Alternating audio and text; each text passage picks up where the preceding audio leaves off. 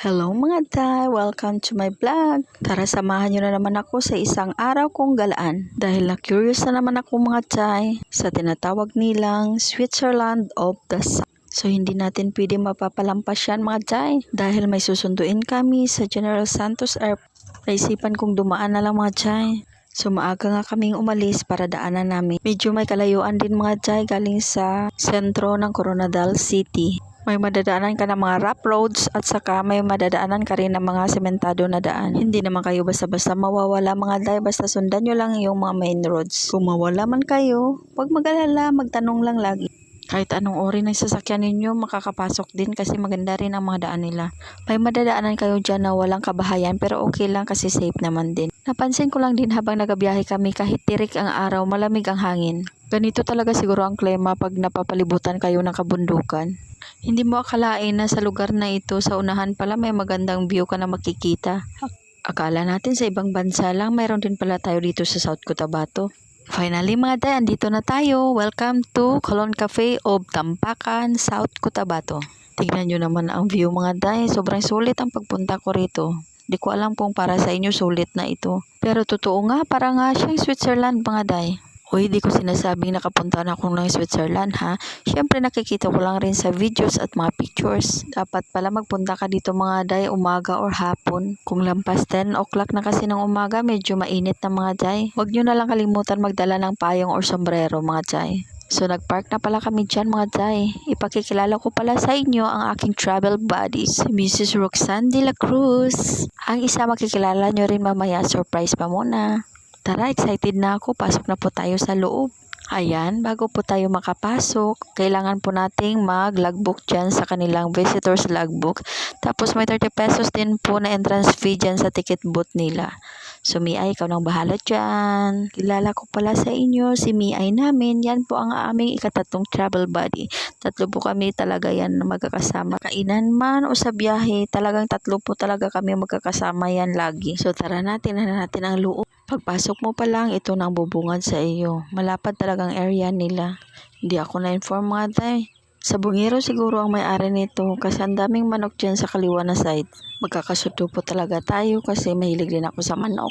Minsan nga po sa sobrang hilig ko sa manok, pinapalagyan ko ng papaya at saka malunggay. Naku, ang sarap nun. Masarap din po yan fried chicken. Di kaya binakol. So saan na ba tayo napunta? Bakit sa pagkain na? Sorry po. So balik na po tayo dito mga Day. May area sila dyan na puro bulaklak. Parang restaurant din pero hindi pa nila na-open. May mga bahay kubo sila. Siguro mga rooms nila yan kung may magstay ng gabi. Tapos may function hall sila, perfect for reunion, kasal, binyag, or 11th birthday, or any occasion na magaganap sa mga buhay ninyo mga Day. Tingnan ninyo, may pa-welcome na naman ako dyan. Hello, welcome to Colon Cafe. Ay, tika muna.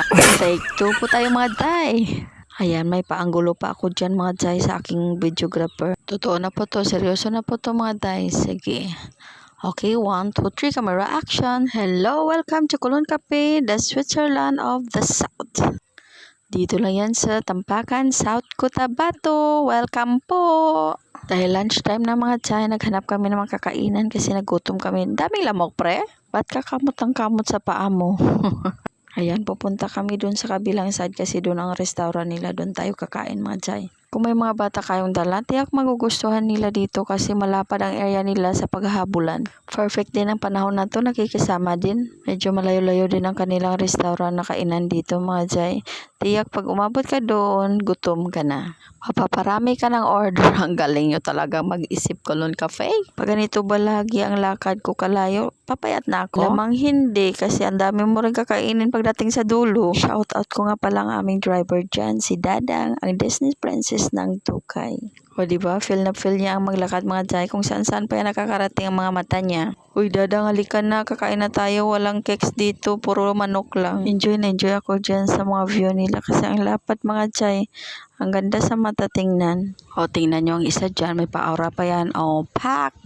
Sino ka dyan? Model ng Colon Cafe yan. Sige, aurahan mo sila Day. Dito naman daw sa tulay. Oh, ayan. Sige pa pre, picturean mo ako. Oh, isa pa, pak. Sino ka dyan? Si Roxanne lang yan. May fish pan din sila mga Day na maliit. Tingnan mo, may mga laman na mga koy. Pwede na yan. Pwede na yan sa bawan. Ay, perfect na pang campfire mga chay. Mayroon pala sila dito. Halina, nakakagutom na. Mag-order na tayo mga chay. Ayan, nauna na silang pumasok para umorder ng pagkain natin. Diyan pala sa isang gilid nila. Ayan ang kainan natin. Dito naman na side, dito lang tayo order mga chay. Tara, tingnan natin kung anong makakain natin dito sa loob mga chay. Ayan ang dalawa. Bising-busy na sa pag-order na makakain natin. Di halatang gutom na to. Marami po kayong pagpipilian na masasarap na pagkain nila. May mga rice toppings na rin po sila. May mga hamburgers, pizza, marami pang iba. Ano ba itong nakita ko? Ang sakit sa mata. Aray, ang sakit sa mata.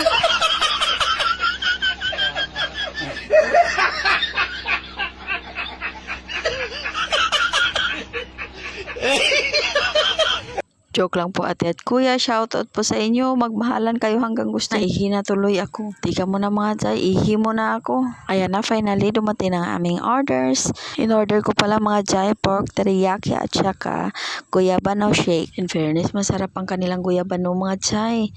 Real fruits talaga ang ginagamit nila. Ito naman ang pork teriyaki nila mga chay. Ganyan karami ang kanilang servings. Para sa akin, sulit na to. Busog na busog ka na nito. Hindi din tinipid sa ingredients at lasa mga chay. Kain po tayo. Thank you Lord sa mga biyayang natanggap namin. Yung makakain ka lang ng 3 beses sa isang araw, chokes na po yan. At marami tayong ipagpapasalamat sa Panginoon kaysa mag-question tayo, bakit hindi tayo binigyan ng ganito? Lahat naman ng hilingin natin binibigay ni Lord. Huwag lang tayo magmadali. Ibibigay niya din talaga yan pagdating ng panahon at sa tamang oras. Kahit pa paano, maswerte pa rin tayo kasi nakakatikim tayo ng mga ganito. Ito na naman tayo, sumakit na naman ang ulo ng videographer ko. Pagod na yan sa pagsusunod sa akin sa pagbibideo pero hindi nagre-reklamo yan ha. Ayan, may patakbo pa ang lola ninyo kasi may nakita na naman akong lavender na mga flowers dyan mga chay. Ang ganda talaga dito, parang bumabalik ka lang sa pagkabata mo. Ine-enjoy mo ang patakbo-takbo. Tingnan mo naman ang dalawa, may photoshoot na. Dahil tanghali na nga dyan mga chay at mainit na. May susundin pa pala kami sa airport. Nag-decide na kami na umuwi. Nakita nyo ang lola nyo, nakasombrero na dyan kasi mainit na. Bago pa kami nakalabas, tinawag nila ako kasi gusto nila mag-video muna kami.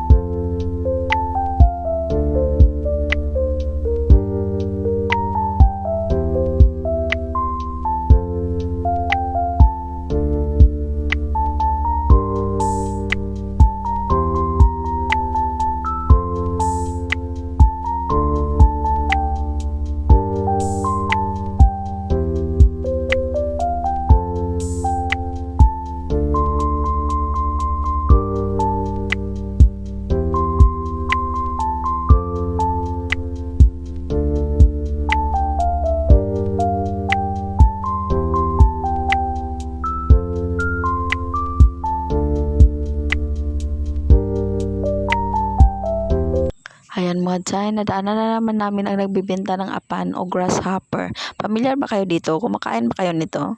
Pag matikman nyo itong mga rin, naku, sobrang sarap. Lalo na isawsaw sa manghang na suka. Dito po kayo yan makakabili sa approaching papuntang General Santos City. Bago po kayo makarating dyan sa Round Ball, may nagbibinta po dyan na ganyan. Pag matikman nyo to, parang naalala mo lang ang balat ng lechon na super crispy. Ang sarap, balik-balikan. Finally, andito na pala kami sa airport mga chay. Akala namin mahuli na kami sa pagsundo. Yun pala kami pa ang mag-aantay. Pero okay lang yan, nakagala na rin kami in advance. Diba, pag gustuhin mo may paraan. Flex ko lang pala ang airport ng General Santos City. Ang ganda na. Halos ng pathway nila nakaka-covered na po. Hindi ka na maiinitan or mauulanan. May mga tent na din po sa mga waiting area nila na sa mga taong magsusundo. Halaki na po talaga ng ipinagbago ng airport na ito. Big salute po sa General Santos Airport. Ang ganda na po. So hanggang dito na lang. Maraming salamat po sa pagsama sa aking buong araw na galaan. Please like, share, and subscribe my YouTube channel Wing Lagawan. Hanggang sa muli mga day. Bye!